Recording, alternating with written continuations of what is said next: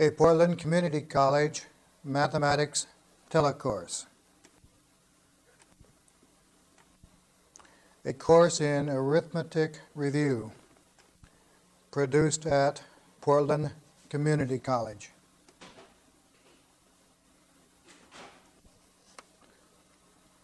Again, this lesson will presume that basic facts such as these that you do know. In short, your division tables, which is nothing more than a reverse multiplication table. If you do not know these, then consult with a specialist at your school. Let's recall for a moment that division can be shown in several different ways. This is, of course, the division symbol. So this reads 16 divided by 2 is 8. So it's important to realize that this symbol does not mean divide, it means divided by. This can be read as 16 divided by 2, or if you wish, 2 into 16 goes 8 times. The fraction bar also indicates the phrase divided by. So 16 divided by 2 is 8. This fact here will become very important to us when we get to decimals and fractions, that you remember that this bar means divided by, not divide, but divided by. That simple little fact will make some problems very simple for you later. But be prepared to change from one notation to another or to another as convenience strikes us in future problems. Also, let's note our ever-increasing vocabulary. The number that's doing the dividing, we call the divisor. The number that's being divided into, we call the dividend. The results of the division, we call the quotient. So in fractional form, the top is being divided into, hence its dividend. The bottom is what's dividing into it, that's called divisor, and the answer we call quotient. Now, also, we remember that this bar is a fraction bar, where you might recall the top is the numerator and the bottom is a denominator. This will be important for future problems to realize that a division problem and a fraction problem are indeed the same problem, simply looked at differently. Let's also recall that a division is an implied multiplication. To ask 24 divided by 8 is what is the same thing as saying what times 8 is 24. Or if you're dividing with this standard notation, if we say that 8 goes into 24, and of course we know it goes in 3 times, remember that the check is to ask, will this quotient times this divisor equal this dividend? That fact, simple as it is, will help us in the future. Let's also review two very simple but often misunderstood facts. Division by 0 is not possible. See here, I'm dividing by 0. And the reason being is no matter what number you put here, any number in the world, that number times 0 is equal to 0 and never 4. So I can never find a number times 0 that will be equal to anything other than 0. So division by 0 is not possible. However, division into 0 is possible, because of course in this case 0 times 4 is 0, and it checks. See how very important these two very small words are. Division by and division into are two entirely different concepts.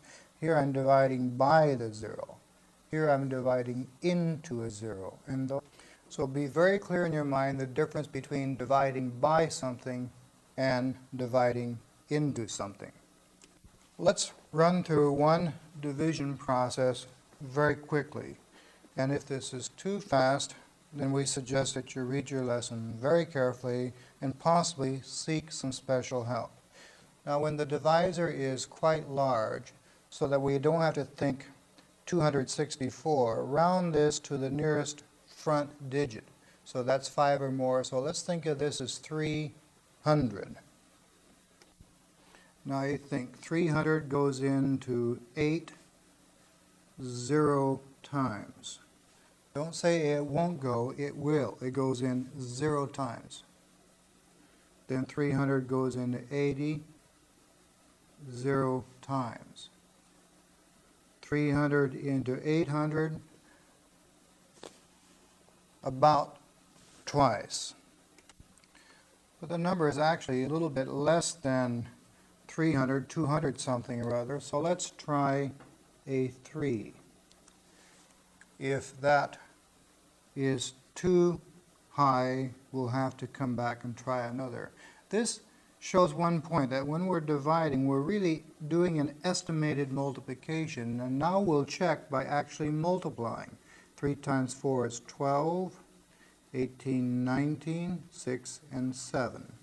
If this seems to be just less than this, then this was a good estimate. But we subtract to be sure. This is less than that, so that's the appropriate amount. We brought down the next digit. 264, or about 300, goes into there 0 times. I'm going to emphasize that. It goes in 0 times. Do not say it won't go in. It always goes in, at least 0. Now, bringing down the next digit, and we'll cover up these 2 digits and these and think that I have 2, almost 3, going into 13.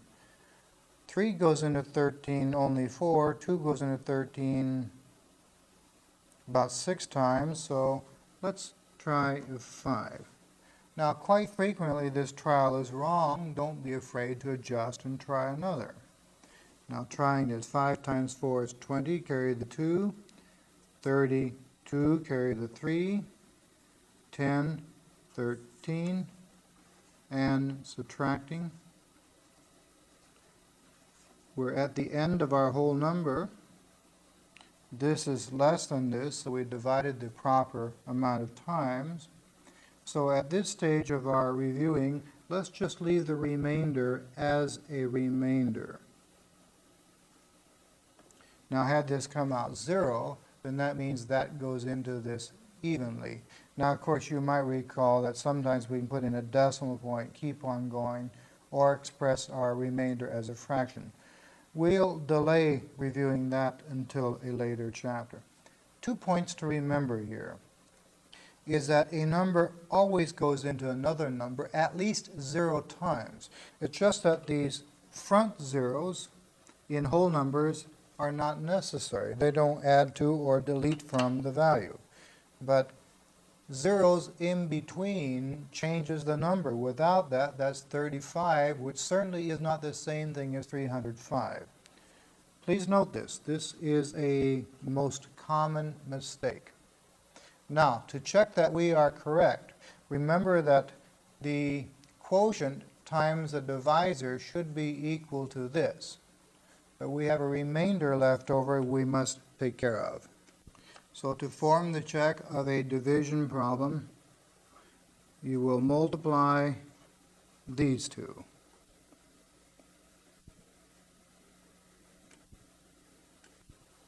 And to the product, which certainly is not equal to that, we add the remainder. 71. And ask if the answer is equal to the dividend. And if it is, you were correct. That's very fast. You might need some additional help on that. But at least this very quickly reviews the division process. There are very many other division processes. This one is the most standard. Perhaps your teacher will show you another, or perhaps you in your past learned a different process. There are some techniques where the digits of the answer are written down the side rather than above. They're all perfectly good. It's just a matter of what was one trained in. This is the one that most adults recall from their childhood. Now let's see what division offers us by way of getting ready for algebra. Here we have an equation that reads 35 times some number is 1715. What was that number? The fact we need to recall here is that I'm increasing this by a factor of 35. So if 35 times your money is something, to ask what did you have originally, we would have to take 1/35 of what you have after multiplying. Or in short, division undoes multiplication. And you're back where you started from. And of course, if I divide your total amount, whatever it is, by 35, I have to divide that amount by 35. However, I write it. The key point to remember is that division undid that multiplication. And of course, since these are the same number, I do the same thing to the number over here. In algebra, we will state this way. Both sides of an equation may be divided by the same amount. Now, of course, algebra will look at this a little bit more technically and a little bit more precisely. But this begins to move us into solving simple equations very quickly. And of course, the result of that division is 49, which is the value of the b. Again, division undoes that multiplication and gets you back to where you were prior to that, which is the value of the variable. Now, what happens if we have an equation in which the variable is only being divided by another? And here the key idea is that multiplication undoes the division. So multiplying something by 34 undoes it having been divided by 34. And of course, since this side was the same number, I must multiply it by 34 as well. So this says that t is 18 times 34, which is 612, the value of t. Division is undone by multiplication. Now your friends in algebra will probably remember this rule as both sides of an equation may be multiplied by the same amount. Now when you do get into algebra, be prepared to be a little bit more technical and detailed than this. But this at least gets you moving into algebra a little bit more comfortably, and we hope with a little bit less fear.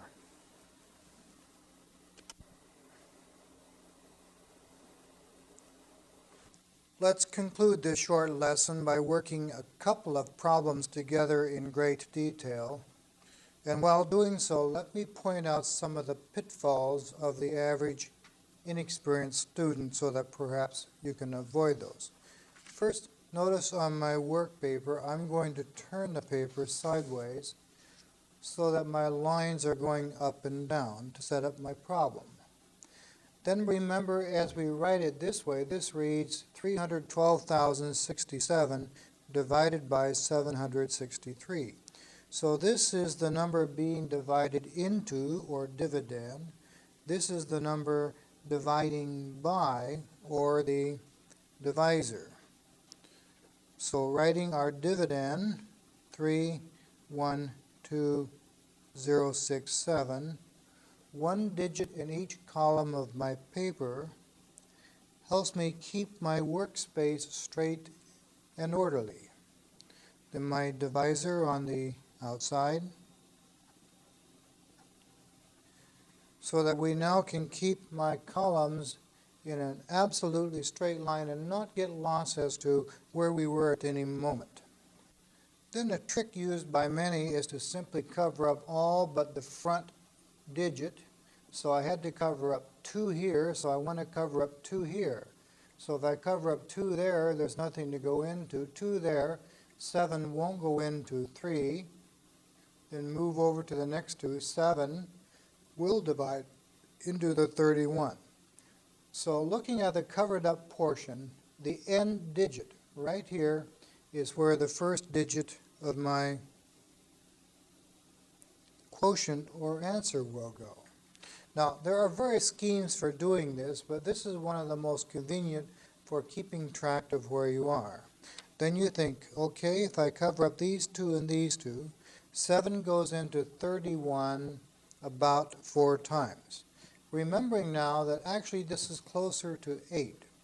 So if I try the estimated 4, I am prepared to back off and make it larger or smaller. This is the first thing for a beginner to realize, that this estimation, and this is nothing more than an estimation, might not work. So do be prepared to back off, erase it, and try another. So to try this, we multiply this times this to see how close to this it really is. Remember, the quotient times the divisor must be equal to the dividend.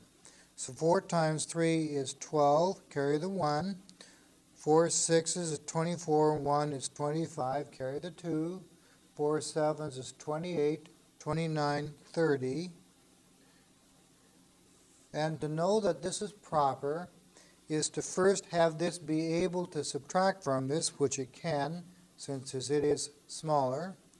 And my subtraction must yield a result less than this. So 2 from 10 is 8, 5 from 11 is 6, 0 from 0 is 0. So this is smaller than this. Bring down the next digit. And see, by keeping your columns lined up, that means I'm working over to here now, and furthermore, the next digit of my answer must go here. So covering up 2 again, covering up 2, do not say 7 will not go into 6. It's very important that you realize 7 will go into 6 0 times. Then of course 0 times this is 0, and this subtract 0 is the same number. So rather than to go through all of that, I'll simply bring down the next digit. Now covering up the N2, covering up the N2, and thinking 7 goes into 68 about 9 times. 9 might be too big because this actually is larger than 7. It's almost close to 8. But we will try the 9.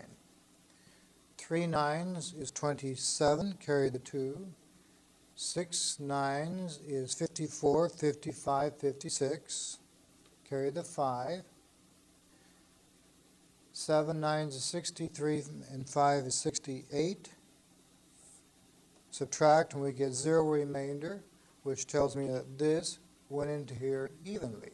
Now the check would be, will this times this be equal to my dividend? And it is. The most common mistake students make at this point is to leave this 0 out. Do not do that. And perhaps the reason they left a 0 out is they began by thinking that 700 won't go into 3, it won't go into 31, so we didn't write anything up here. Actually, 763 does go into 3 0 times. It does go into 31 0 times. It does go into 312 0 times.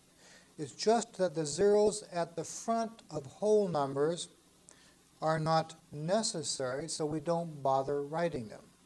But 0 placeholders in between digits make all the difference in the world. Certainly if this was money, you would never confuse this with this. So if you get a number where you think that this won't go into this, always remind yourself it will go in. it will go in at least 0 times, and that 0 must be recorded. Be very cautious of that. It's a very common slip. Let's do one more problem. As we try to estimate how many times 63 will go into this number, again we cover up 1. 6 will not go into, 6 goes into nothing, 0, into 3, 0, and finally 6 is going to go into 36. We think about 6 times. But remember, the number we're going to put down there is really an estimate. It may be too large or too small. Let me deliberately select a number which is too small just to make a point. I'm going to select 4, which is obviously too small. So you might think, well, if I take this times this and find it's too small, I'm going to have to erase that and try something larger. Not necessarily so. As long as we're estimating this number to begin with, the safest estimate is the smaller estimate. Watch and you'll see why. Multiplying this out, we get 12, carry the 1, 24, 25. Subtract, and we have 3, 1, 1. Since this is larger than this, that means this would have gone into this more than 4 times, but rather than erasing this and starting over, let's just now work between this and what I currently have after I subtracted, and ask 63 will go into this how many more times? And we can see only 1. But note we're still in this column right here, so I'm going to adjust that 4 by 1. And I will write the adjustment up above. So 1 times 63 is 63. Subtract. This is smaller than this, so now I am okay. So I went in actually not 4 times, but 4 plus 1 more, or if you wish, 5 times. Okay, bringing my next digit down. Here again, if I wasn't quite sure, 6 goes into here. It looks like 6 eighths is 48, so it looks like it'll be 8 times. But this actually makes it larger than 6, so 8 might be too much. So if I'm not sure, I will estimate by 7. 3 sevens is 21, carry the 2. 7 sixes is 42, 44. Subtract. 3, 6. We can see now this would have gone into here, which is here, 1 more. 163 is 63. It went in evenly, and this 7 was adjusted by 1 to give me 8, so my quotient is 58. So if you're not quite sure about how many times this will go into here, and you're estimating, estimate low, take your difference down here, ask will it still go in more, and if it will, adjust this by however much more you think you'll need, multiply that, subtract, see if everything is okay now, and keep right on going. That saves you a lot of time over erasing something and re-guessing and re-multiplying. If you can remember that, sometimes that will save you a bit of time and frustration.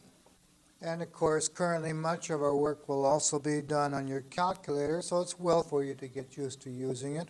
Remember the number you're dividing into. Your dividend is the first one entered, so 3, 6, 5, 4. Then find your division key, which on this calculator is right here, and push that, which doesn't show here.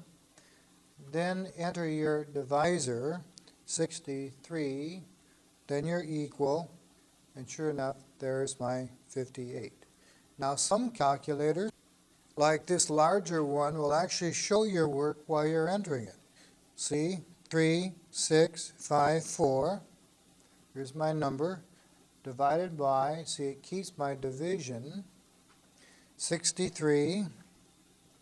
So my whole problem is on the calculator, and now if I push the equal, it gives me my answer. Some calculators even have the property that this one does, that if I push the playback, it'll go back to the original problem just in case I made an error.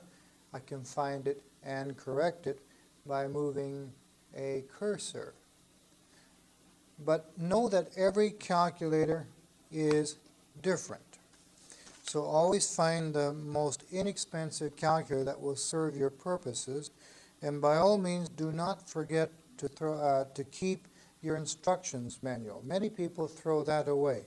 Keep it for about as long as you will own the calculator, because each calculator will be different and you cannot always expect your instructor to show you how it operates, because every student might have a different calculator. One last look at simple algebraic equations. This reads 48 times some number called k is 4416. To solve the equation, we're trying to isolate the variable so that the sentence itself will tell us what k is. See, k is something. Remember, it's not the 48 we're trying to undo. We ask primarily what is the 48 doing to the k, and it's multiplying. So the question is, what operation undoes multiplication? And you undo multiplying by dividing. So this tells me to do this irregardless of what this number is. Then as a secondary factor, we decide it is 48 that's doing the multiplying, so we undo multiplying by 48 by dividing by 48. Then the algebraic law says if I divide the number of this side by 48, I must divide the number this side represents by 48 as well. So division undoes multiplication. The 48s in a sense are incidental. So please concentrate on the operations, and you find that moving into algebra will be quite easy if you do so. Now this reads k, which is all that's left, is 4416 divided by 48. And on our calculator, if we wish, 4416 divided by 48 is 92. And to check it, our original problem said that 48 times k, which we're claiming now is 92, should be 4416. And if we multiply this, 92 times 48 equals, indeed I do get my 4416 back.